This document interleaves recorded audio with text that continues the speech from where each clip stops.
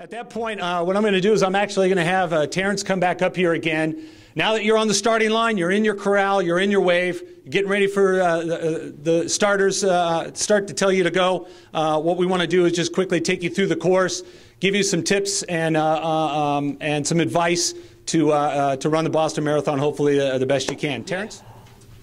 How many people were out on the course yesterday? Got me, I was out there. Got a little bit of a tailwind. It was nice. It was cold, but tailwind helps. Okay, so what we want to do now is I'm going to give you kind of my personal profile of how I think you want to run this race. You may want to run it different, but just a little, little game plan.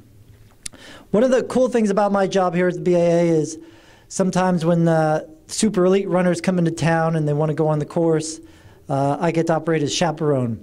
And this year we had one of the top U.S. guys come out who's never been here before. His name is Brett Gocher, runs for Adidas, so know him from California. So we take Brett out last Sunday, not this one, but the previous one, and he wants to run 22 miles of the course.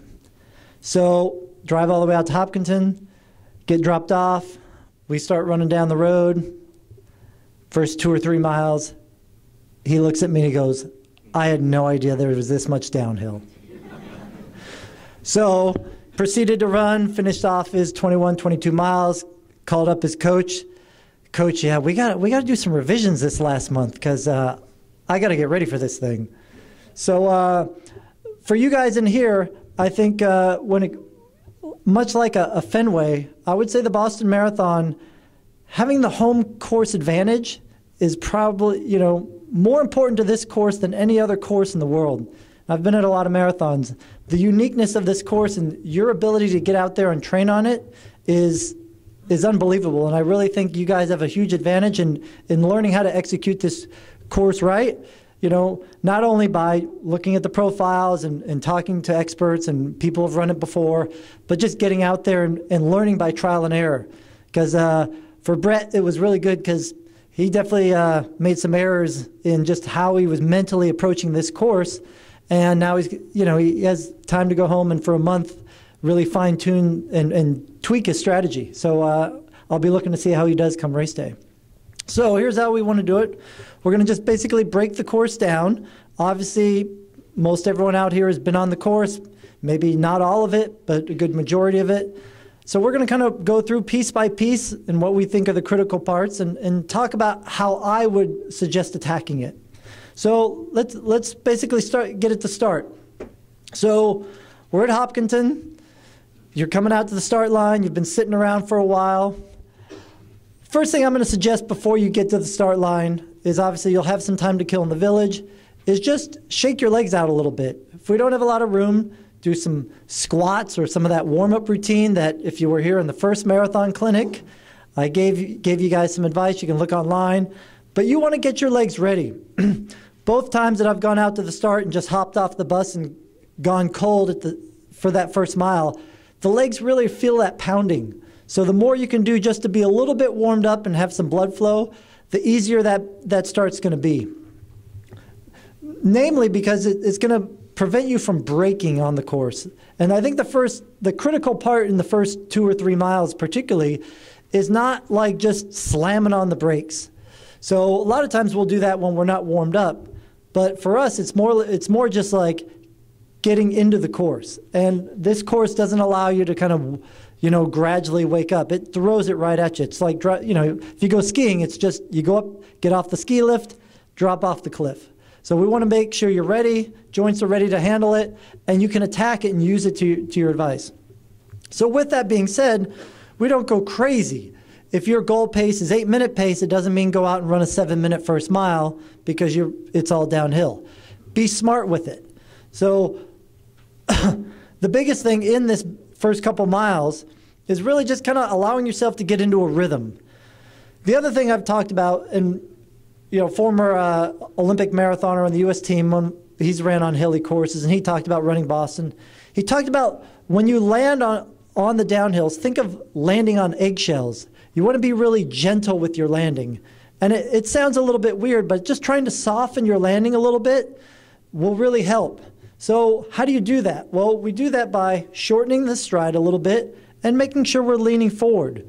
If you get a little more turnover to your stride, it'll allow you to run a little softer, as opposed to just stretching those legs out like you would normally do on a flat portion of the course. So the softer you can be with that landing, the better. So shorter, quicker steps will be a really good part. You've got plenty of time to open up your stride when the downhill is a little more gentle or when you get to the flats.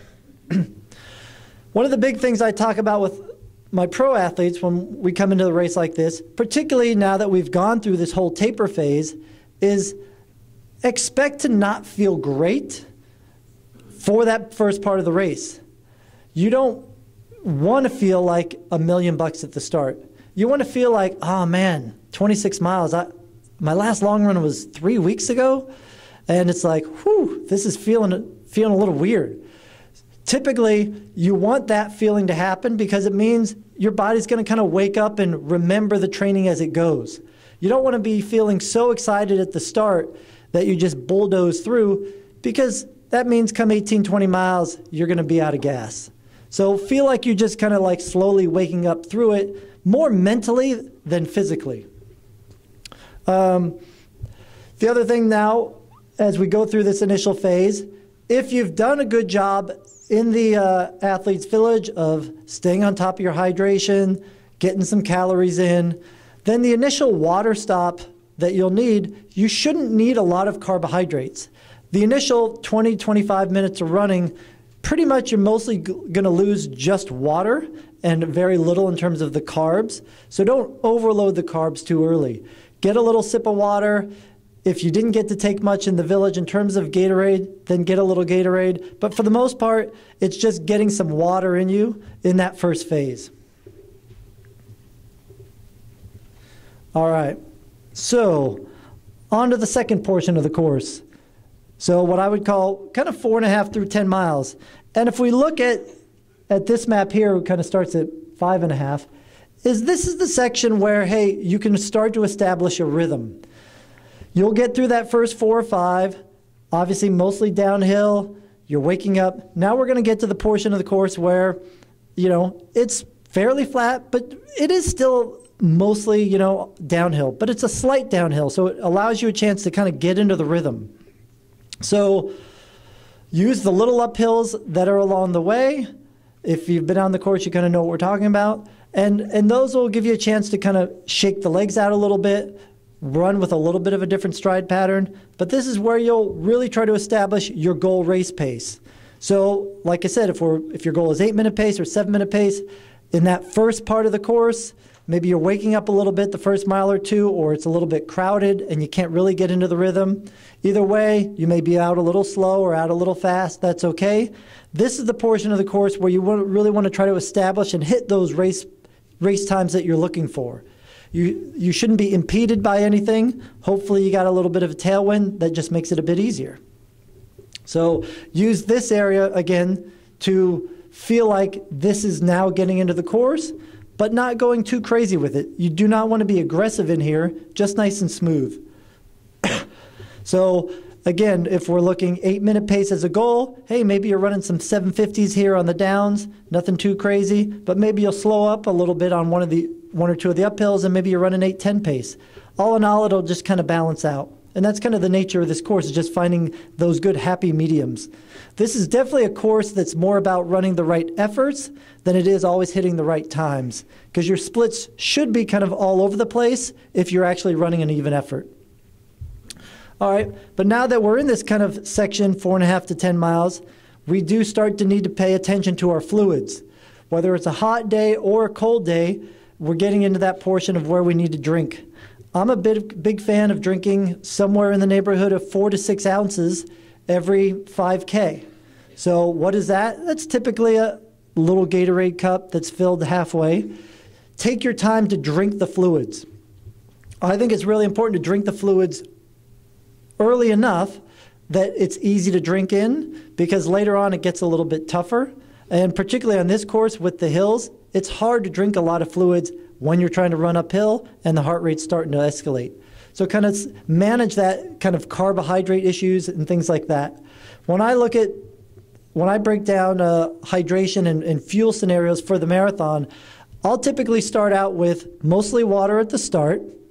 Then I kind of cross over to water and, a Gatorade in the middle. Then we'll build up to a heavier carbohydrate drink kind of deep into the middle of the course.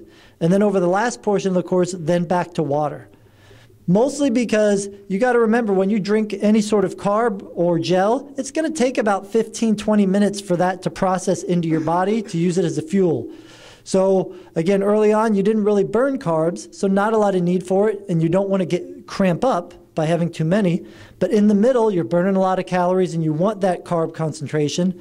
But then as you get towards the end, hey, you're going to start taking in carbs, but unless you're really bonking, like at that point, you're probably going to get to the finish line before you use them. So hydration becomes the number one thing. When most people cramp up or things like that, it's due to a hydration issue, not really a carb issue. The carb issue is when you're just kind of losing that speed and power. So that's kind of a typical hydration strategy we'll take. All right. So again, then when we are dealing with the gels, whether you bring your own or you'll take some at the stations, understand that the gel is a really concentrated form of carbohydrates. You do need to take in water, or you should, when you're taking in the gels. Because if you don't, the body's going to pull water from the working muscles back into the stomach to digest the gels. And that's a bad thing because that'll lead to cramping. I knew an elite athlete who, first year he ran Chicago, he bonked, hit the wall at 22 or so and kind of walked it in. So the next year he comes back and says, I'm not going to hit the wall.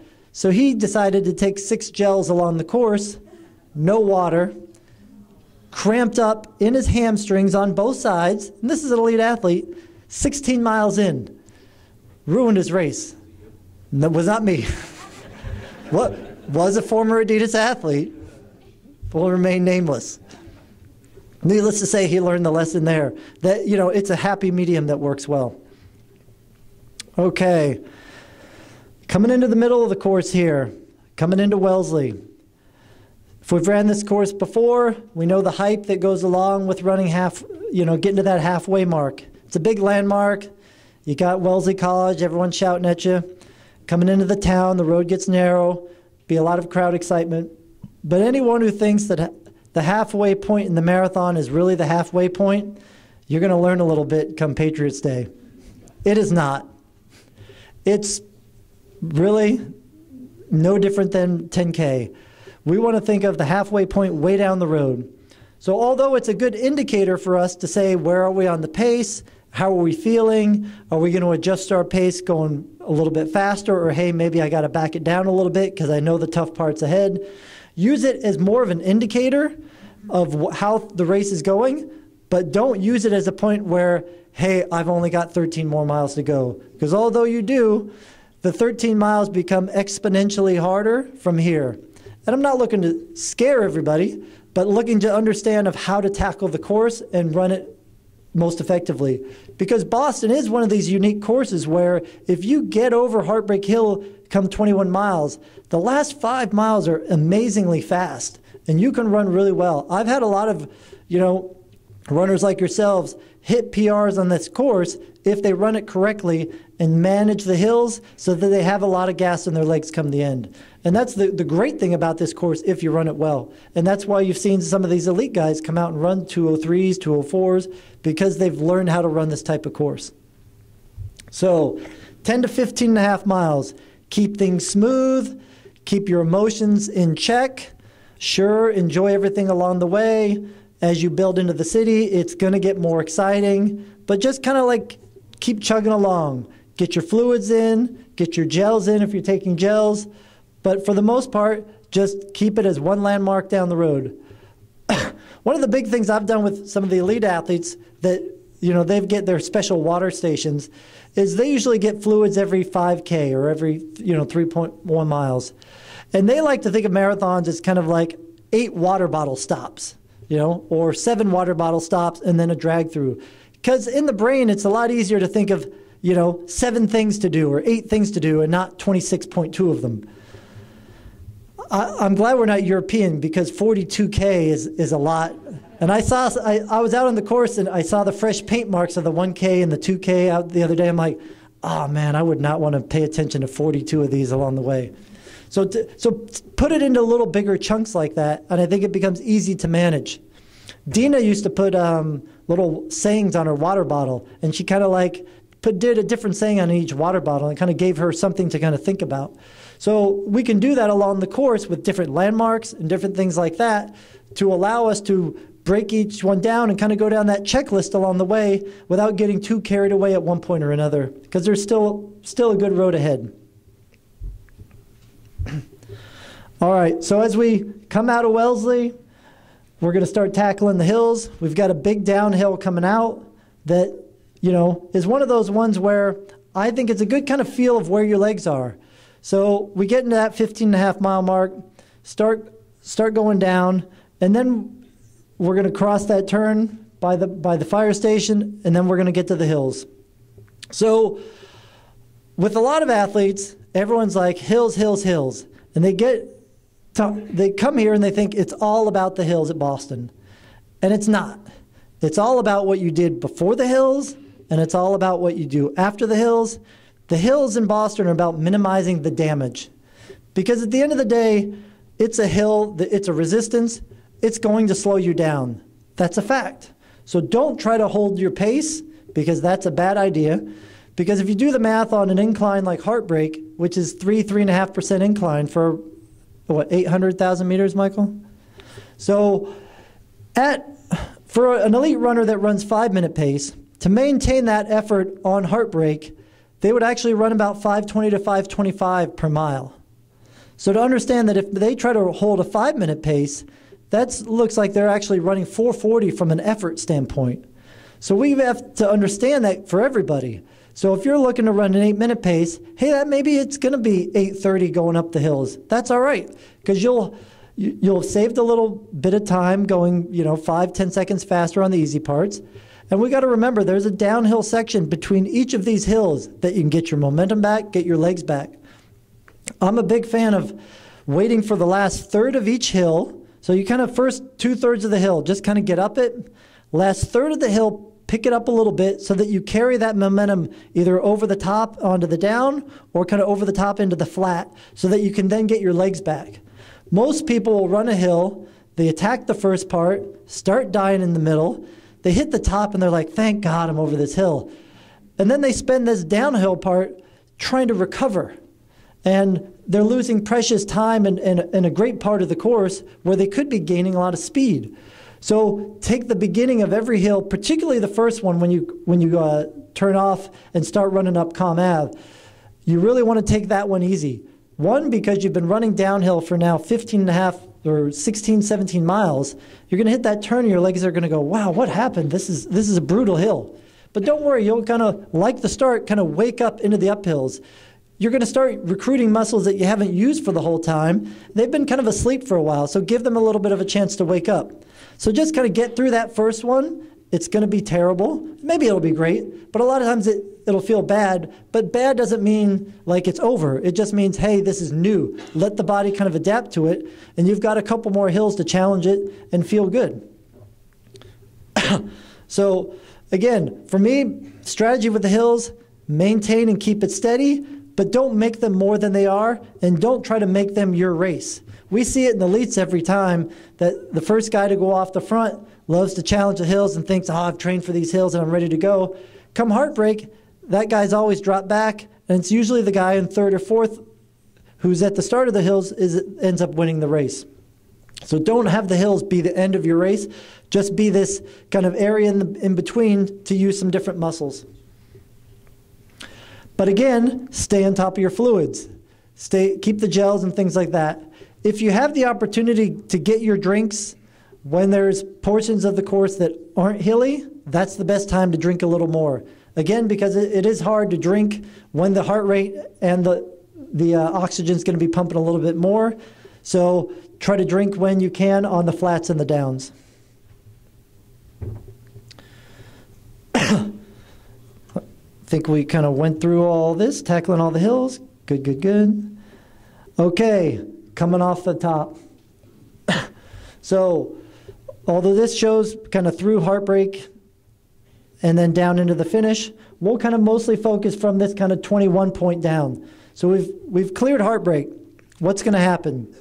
Well, the first thing, like I said, if you did the hard way up heartbreak, you tackled it early, and then you're going to be hurting over the top. But if you were smart with it and you started easy and then ran over the crest, like we like to say in cross country, then you're going to allow yourself to use that kind of steep downhill to start to get some momentum back.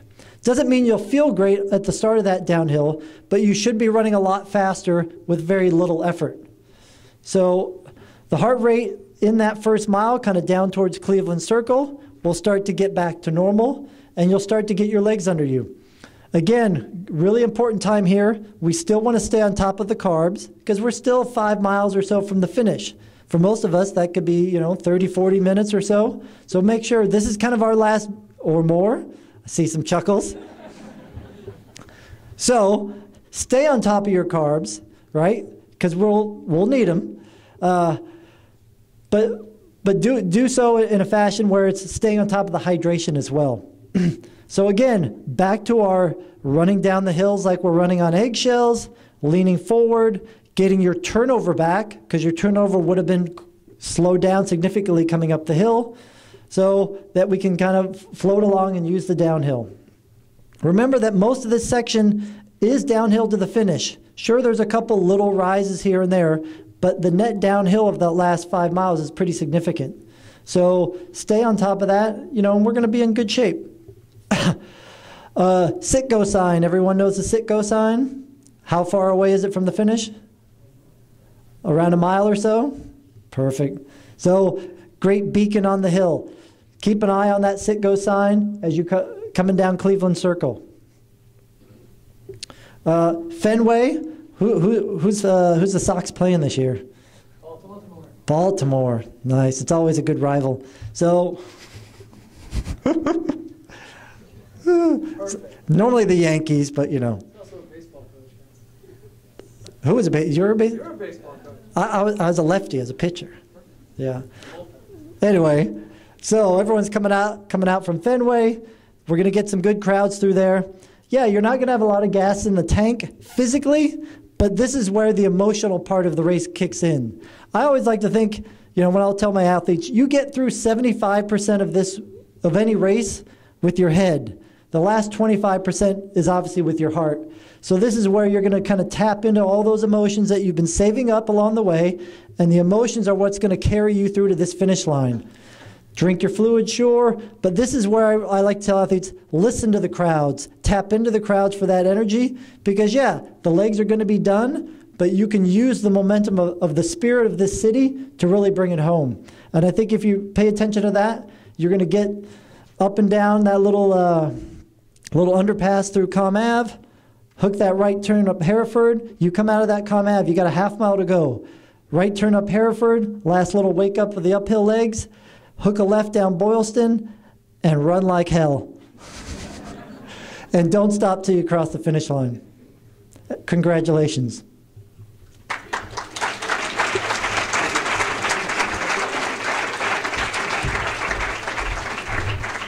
Thanks, Terrence. Okay, so that moment happened. Anybody in here run the race last year and not finish? Well, you're going to finish this year. And when you do, we're going to be there for you. And the first thing we're going to give you this year is your medal, okay? So get that smile ready because you've earned it, all right? So the first thing you'll get is your medal. I don't know if we have any more slides in here. Probably not. So this is you right here. Okay. You look great. A little unshaven in that photo, but that's all right. We all have our days, but you're looking strong. You're going to finish strong. So the first thing you'll get after you cross the finish line is your medal. You'll go on a little bit further down Boylston Street. You'll get a heat retention cape. You've seen a little bit of this on our website, and you'll see a lot more of it when it's all over you on Boylston Street. And then as you continue on, you'll get the regular fluids and services that you've come familiar with: your bottles of water, cups of Gatorade. A little bit further down, there's a Gatorade recovery beverage. It's a protein type shake. Then there's our food. We've got power bars and bagels, and not bagels, but power bars and buns and pears and all different types of things in there for you to eat and munch on. And for those of you who have left Check's Gear at Boston Common, you'll continue straight down Boylston Street all the way. You'll go past the Boston Common or past the Public Garden into the Boston Common, where you'll get reunited with your gear. And there's also a satellite family meeting area over there where you can reunite with your loved ones. And of course, if you didn't check a gear bag, you can get into the traditional family meeting area, which is to the south of Boylston Street on the St. James, Stewart Street, Clarendon Street block, where you'll be able to see big signs up on the light poles that coordinate with your last name, and you can find your loved ones there. So make a plan before the race for what you're going to do after you finish the race, and know who you're going to meet and where you're going to meet them. And there is certainly a lot of high fives and hugs to be had at that moment.